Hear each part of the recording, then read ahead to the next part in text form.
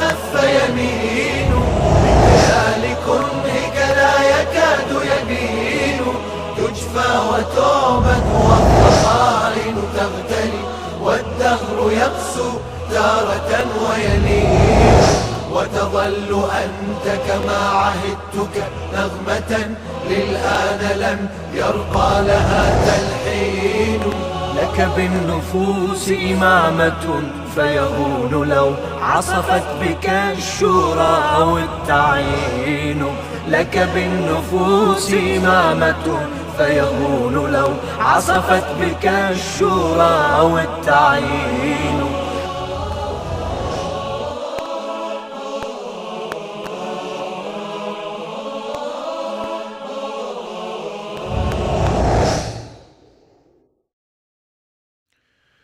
بسم الله الرحمن الرحيم الحمد لله رب العالمين ثم الصلاة والسلام على أشرف الأنبياء وأفضل المرسلين سيدنا ومولانا أبي القاسم مصطفى محمد وصلى الله عليه وعلى أهل بيته الطيبين الطاهرين المعصومين. در درس قبلی در رابطه با تحریف قرآن با شما عزیزان مطالب مطرح شد و با توجه به مجموعه ادله عقلی و نقلی به اثبات رسید که در قرآن کریم هیچ گونه تحریفی، نه تحریف به زیاده و نه تحریف به نقیصه رخ نداده است. قرآن کریم با همون ساختار و محتوایی که بر پیغمبر اکرم صلی الله علیه و آله و سلم نازل شده بود امروزه در دسترس بشریت قرار دارند و طالبان حقیقت و اهل تحقیق می توانند به قرآن کریم دسترسی داشته باشند. یک سلسله نکات دیگر از قبیل تحریف معنوی، اختلاف قرائت و امثال این مسائل نکات هستند که اشاره گردید با ادله تحریف در تنافی نیستند و در حقیقت نمیتوان این گونه پدیده ها را به عنوان مصداق تحریف به حساب آورد.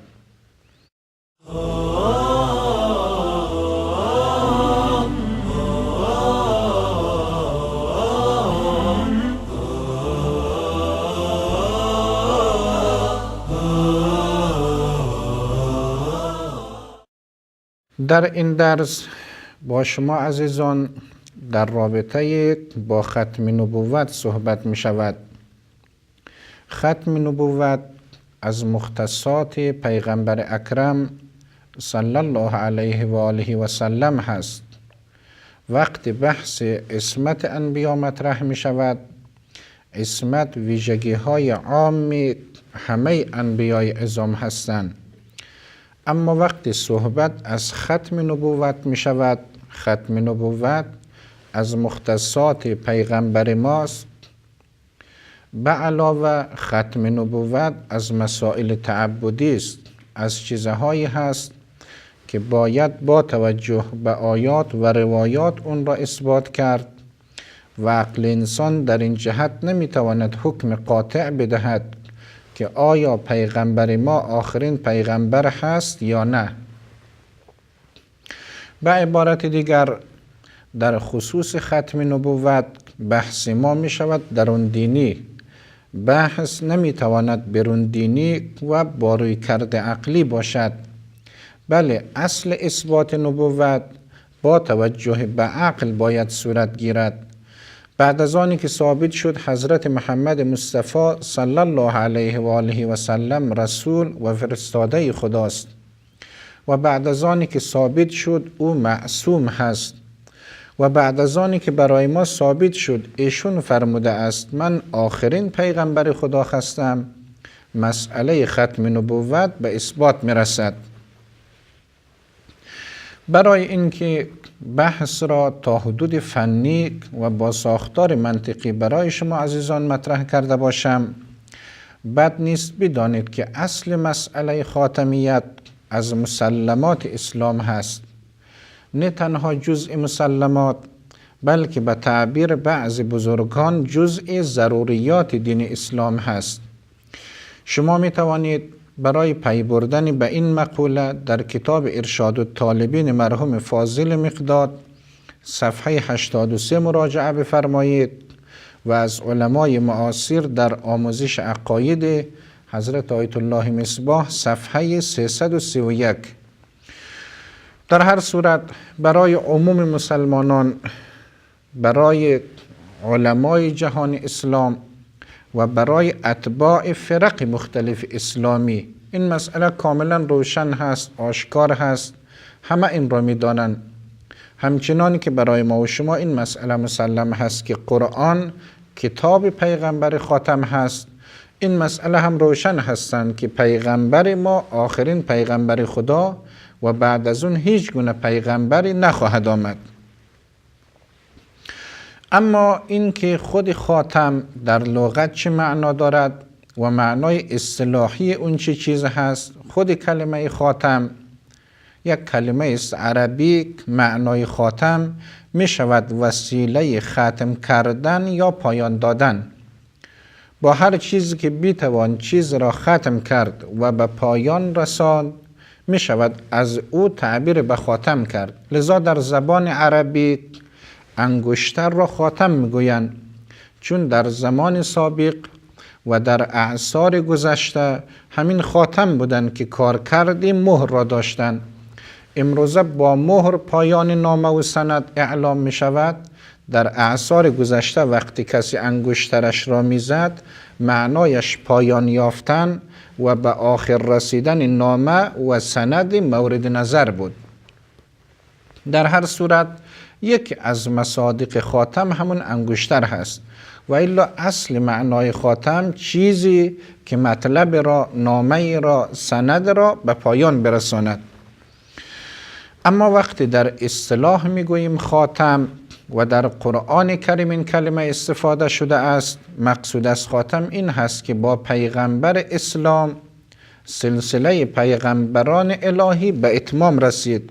به عبارت دیگر بعد از پیغمبر اسلام نه هیچ پیغمبر واقعی و حقیقی آمده است و نه خواهد آمد. این تعبیر من معنادار هست. ممکن است کسانی ادعای پیغمبری بکنند، ولی پیغمبر حقیقی و واقعی بعد از پیغمبر اسلام نخواهد آمد و نخواهد بود.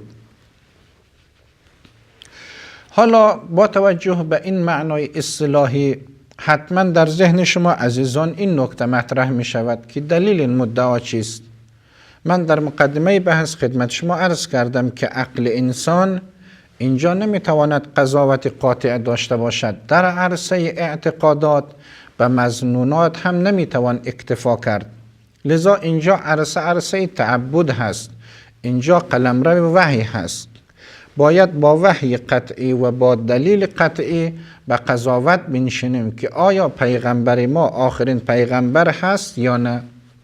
مفروض این هم هست که در درس‌های گذشته پیغمبری پیغمبر به اثبات رسیده است، با توجه به اعجاز، با توجه به تجمیع قرائن و ادله دیگر اصل نبوت پیغمبر به اثبات رسیده است.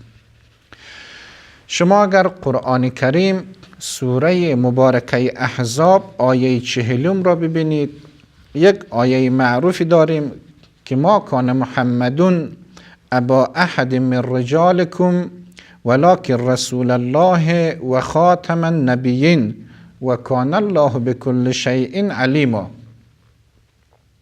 در این آیه شریفه به صراحت اعلام می شود که حضرت محمد صلی الله علیه و آله و سلم خاتم انبیا و پیغمبران الهی است.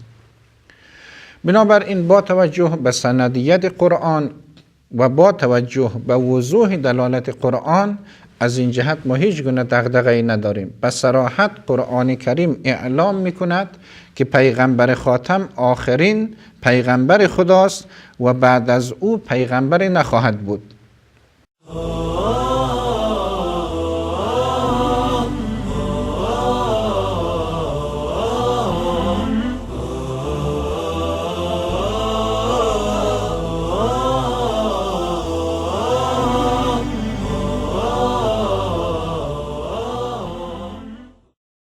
این مسئله در جهان اسلام از اعتقادات مسلم بوده است. چیز حدود 1000 سال مسلمانان در این جهت حرف خاصی نداشتن تقریبا، تا اینکه میاییم در دوران معاصر و قبل از دوران معاصر یک سلسله اشکالاتی در این حوزه مطرح می شود. یک از اشکالات همین نکته هست که مراد از خاتم انگشتر هست، چنانچه که در زبان عربی یک از معانی خاتم انگشتر هست. انگشتر هم وسیله تزیین و آرایش هست. این که قرآن فرموده است حضرت محمد خاتم پیغمبران هست، یعنی نسبت به بقیه پیغمبران او زینت بخش هست، او مقام برجسته تر و والاتری دارد. بنابراین آیه شریفه در صدد این نکته نیست که حضرت محمد آخرین پیغمبر است، بلکه میخواد یک نوع اشراف، برتری و زینت بودن حضرت محمد را نسبت به پیغمبران قبلی به اثبات برساند. این اولین اشکال هست. دومین اشکالی که اینجا مطرح کرده اند، گفتن قرآن کریم فرموده است حضرت محمد خاتم انبیا هست، نه خاتم رسولان. پس چه اشکال دارد که خدای سبحان بعد از حضرت محمد رسول بفرستد اما نبی نفرستد؟ در پاسخ به این اشکال عرض می شود اولا این که قرآن کریم فرموده است خاتم النبیین، معنای اصلی خاتم در زبان عربی هر وسیله است که با او چیز ختم بشود. خاتم یکی از معانی اون هست. این که قرآن کریم فرموده است خاتم النبیین، نه زینت پیغمبران بلکه ختم کننده پیغمبران، گواه اون هم خود لغت عربی هست، خود اتفاق مسلمانان، علمای مسلمانان از صدر اسلام تا به امروز هست. لذا این که مراد از خاتم زینت بخشی باشد در حد احتمال بله، ولی وجهی مؤید شاهد بر این مدعا نداریم. اما اینکه از لازمه ختم نبوت ختم رسالت نیست، عرض ما این است که نبوت رسالت لازم و ملزومن. اگر نبوت ختم بشود امکان ندارد که رسالت ختم نشود. به عبارت دیگر وقتی مقام نبوت پایان یافت از مجرای نبوت هست که رسالت قابل تصور و دسترسی هست. اگر کسی نتواند نبی باشد نمیتواند به هیچ عنوان رسول هم باشد. بنابراین دلالت آیه شریفه کاملا روشن هست، خصوصا اگر شما در فضای بحث باشید. آیات دیگر قرآن را که راجع به جاودانی بودن اسلام هست، راجع به عمومیت دین اسلام هست، اگر روایات شریفه را در نظر بگیریم، اگر مسلم بودن این ارتکاز را در جهان اسلام در نظر بگیریم، بالاخره مسئله از یک نوع قطعیت در جهان اسلام برخوردار بوده است. روایات از رسول خدا در این عرصه نقل شده است. لذا به نظر می رسد که این نوع تشکیک کردن، این که پیغمبر خدا آخرین رسول نبوده است یا اصلا مقصود خاتم و انگشتر و تزیین هست، نه اینکه ختم کننده نبوت باشد، اینها در واقع اگر تعبیر من یک مقدار مبالغه آمیز نباشد شبهه در مقابل امر بدیهی است. حقیقتا هم اینجوری هست. لذا اگر روایات را در نظر بگیریم، یک از روایات معروف رسول خدا صلی الله علیه و آله و سلم که باز عموم مسلمانان نقل کرده اند، همون روایت معروف قضیه جنگ تبوک هست که جمع از مسلمانان خارج شدند. امیر مؤمنان علی علیه السلام به دستور رسول خدا در مدینه باقی ماندند. حضرت از این محرومیتش متأثر شد. رسول خدا خطاب به امیر المؤمنین می‌فرماید: اما ترضا ان تکون من بمنزلت هارون من موسی الا انه لا نبی بعدی. آیا شما راضی نیستید که منزلت شما نسبت به من مثل منزلت هارون نسبت به موسی باشد؟ الا انه لا نبی بعدی، ولی بعد از من هیچ گونه نبی نخواهد بود. اگر شبهه و اشکال و احتمال در دلالت قرآن قابل طرح باشد، در مثل این روایت که الا انه لا نبی بعدی، از آوردن کلمه بعد دیگر صریحتر و یقینیتر نمیتوان از این تعبیر کرد. این حدیث از اون جهت از قطعیت برخوردار است که یک تکه این حدیث محل استناد شیعیان در طول تاریخ بوده است. در حوزه امامت، این که امام علی منسوب از قبل رسول خدا هست، شیعیان به این حدیث در طول تاریخ استدلال کرده اند. اگر این حدیث مشکوک الصدور بود به اصطلاح، اگر از قطعیت برخوردار نبود، اگر رسول خدا نفرموده بودند، به راحتی علمای اهل سنت میفرمودند که این حدیث از اعتبار برخوردار نیست، در حالی که علمای اهل سنت اصل صدور این جریان و این قول را از رسول خدا صلی الله علیه و آله و سلم میپذیرند. عرض من این است که در معرکه کلامی، در اختلاف دو فرقه مهم و دو جریان مهم جهان اسلام، یعنی اهل تشیع و اهل تسنن، این حدیث شاهد برای مدعای یک طرف بوده است. اگر حدیث محل اتفاق نبود، اگر قطعی الصدور نبود، قطعا اهل سنت می گفتند که این حدیث از اعتبار برخوردار نیست.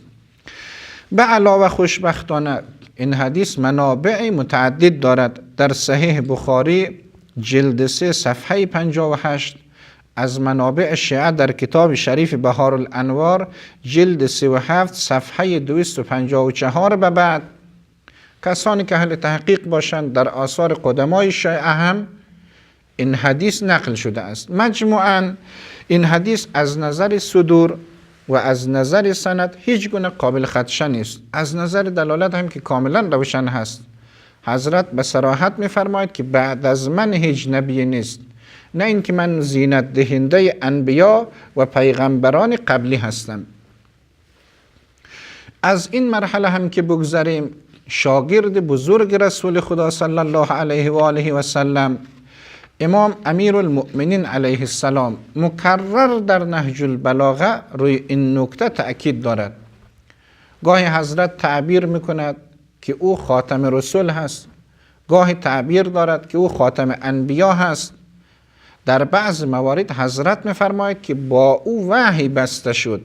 صریح‌تر از این نمیشه گفت. در خطبه 133 نهج البلاغه امیر مؤمنان علیه السلام، بزرگترین عالم امت جهان اسلام، اینجوری تعبیر دارد که و ختم به الوحی، خدای سبحان به وسیله حضرت محمد صلی الله علیه و آله و سلم دروازه وحی را بست. وحی بروی بشریت برای همیشه منقطع شد. شما ببینید و ختم به الوحی، وقتی دروازه وحی بسته باشد، چیز بسیار واضح روشن است که دیگر نه نبوتی در کار خواهد بود و نه رسالتی در کار خواهد بود. عرض کردم این مسئله تقریبا در جهان اسلام کاملا روشن بوده است. لذا شما این فرمایشات را، این روایات را، این ارتکاز و اجماع قطعی امت اسلام را اگر در کنار آیه شریفه بگذارید، اصل مسئله ختم نبوت قابل خدشه نیست. به عبارت رساتر، مسئله ختم نبوت در جهان اسلام و در میان فرق مختلف حالت وجوب حج را دارد. شجور مسلمان ها بالاتفاق می‌فرمایند که حج واجب هست، نماز جزء شعائر اسلام هست. یک همچون مسلمی دارند به این عنوان که پیغمبر ما صلی الله علیه و آله و سلم آخرین فرستاده خدا هست. اگر این مسئله برای شما سروران روشن شده باشد، با توجه به این که این سلسله دروس و ابحاث با عمق متوسط پیگیری می شود، استدلالی هست با عمق متوسط و بحث ما هم بحث گذرایی هست، یک سلسله مسائل در حوزه ختم نبوت مطرح شده است.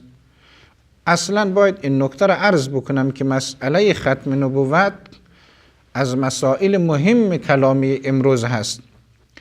یکی از حوزه های بسیار مهم یا سوالات بسیار مهم راز ختم نبوت هست.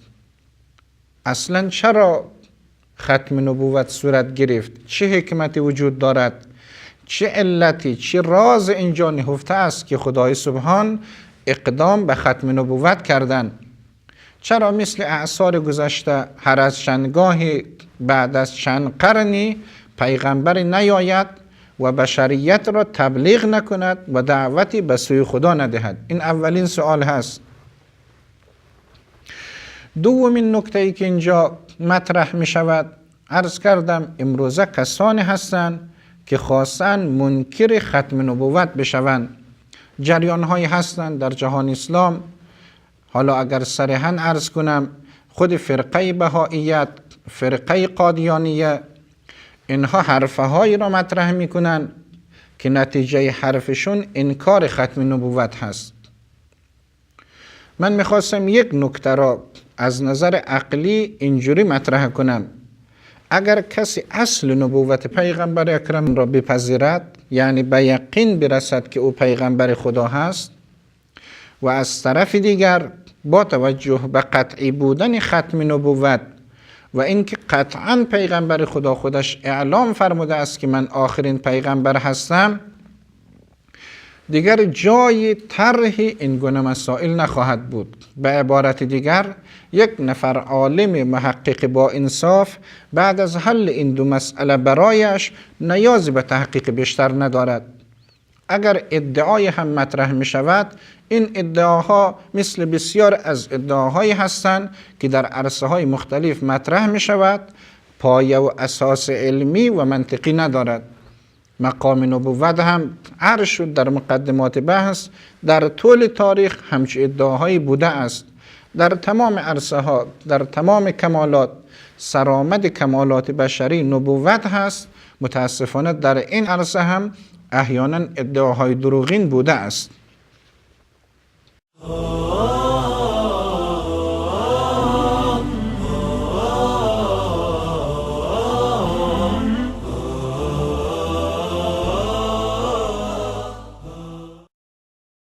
اگر عزیزان خواسته باشند در این عرصه باز تحقیق بیشتر بکنند، به عنوان نمونه می توانند به کتاب الهیات آیت الله سبحانی جلد 3 صفحه 485 به بعد مراجعه کنند. یکی دیگر از مسائلی که در حوزه ختم نبوت مطرح می شود، مسئله محرومیت انسان ها از عالم غیب هست. بالاخره دسترسی به عالم غیب، دسترسی به علم خدای سبحان، عنایات ویژه خدا خودش از بزرگترین الطاف خداوندی است. خب ختم نبوت نتیجه اش قطع ارتباط با عالم غیب هست. چطور خدای سبحان و حکمت ذات باری اجازه داده است که دروازه عالم غیب بروی بشریت بسته شود؟ پاسخ این سوال روشن هست. وقتی ما میگوییم قطع نبوت یا ختم نبوت، مقصود همون وحی تشریعی هست. در عرصه کلام و اعتقادات، در عرصه شریعت، خدای سبحان بعد از این پیغمبری نمیفرستد. اما این که نسبت به بندگان خاصی الهامات ویژه داشته باشد، این که کسی با عالم غیب در اثر تصفیه نفس در ارتباط باشد، اینها تا روز قیامت برقرار خواهد بود. ما شیعیان معتقدیم که ائمه علیهم السلام با عالم غیب در ارتباطن و از طریق الهام بسیار از حقایق برای اونها میرسد. لذا ختم نبوت مساوی با قطع ارتباط با عالم غیب نخواهد بود. برای همیشه مثل گذشته بشر همچنان میتواند با عالم غیب در ارتباط باشد. اونهایی که گوش شنوایی داشته باشند، دل بیدار داشته باشند، از طریق تقوا، از طریق تهذیب نفس، نمونه بارز این انسان‌های والا ائمه معصومین علیهم السلام هستند، همگی با عالم غیب به نحوی در ارتباطند. بنابراین این اشکال نمیتواند قابل قبول باشد. در هر صورت در رابطه با کسانی که منکر ختم نبوت شدن یا کسانی که تصور کردن ختم نبوت نتیجه اش بسته شدن عالم غیب هست، همین نکاتی که عرض کردم در این حد کافی و قابل قبول هست. اما مسئله راز ختم نبوت، این که چرا ختم نبوت صورت گرفت، چرا هر از چندگاهی تجدید شریعت نباشد، پیغمبر جدید نیاید، این سوال نسبتا جدی هست. در این درس نمیتوان به تمام جوانب این مسئله پرداخت. انشاءالله در درس آینده تا حدودی که هدف این سلسله درست اجازه میدهد با شما عزیزان نکات را مطرح خواهم کرد. اجمال قضیه این هست که به باور ما مسئله ختم نبوت قابل اکتشاف با عقل انسان نیست.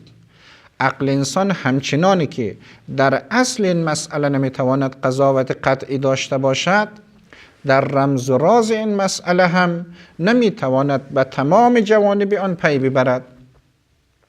بلی ما میتوانیم یک سلسله حکمت‌های برای این مسئله ذکر کنیم. بلی ما میتوانیم یک سلسله ادراکات عقلی داشته باشیم که تا حدود عقل انسان قاطع شود. اما اینکه بتوانیم این فعل خدای سبحان را، این حکم خدای سبحان را که پیغمبر ما آخرین پیغمبر هست با عقل خود تعلیل کنیم و با ضرس قاطع با عقل قطعی بتوانیم حکم داشته باشیم، به نظر میرسد که کار است بسیار مشکل و عقل انسان نمیتواند پرواز قطعی در این حوزه داشته باشد. انشالله در درس بعدی این سلسله بحث ها رو دنبال کنید تا با هم ببینیم به کجا میرسیم. و السلام علیکم و رحمت الله و برکاته.